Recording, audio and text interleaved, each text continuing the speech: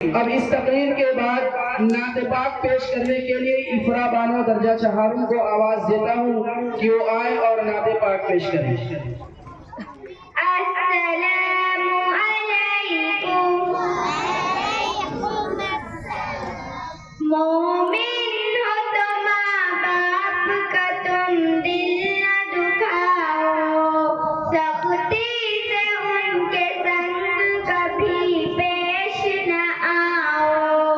मोमिन हो तो माँ बाप का तुम दिल न दुखाओ, सख्ती से उनके संग कभी पेश न आओ।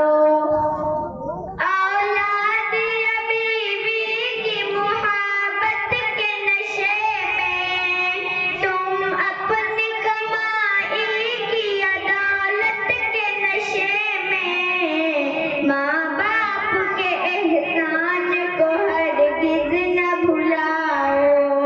माँ बाप के एहसान को हरगिज न भुलाओ। मोमिन हो तो माँ बाप का तुम दिल न दुखाओ। माँ बाप हर एक दर्द तुम्हारे लिए झेले, तुम उनको न छोड़ो यूं बुढ़ापे में अकेले। तुम खुद को जहन्नम पे यूं वाजिब न कराओ। मोमिन हो तो माँ बाप का तुम दिल न दुखाओ।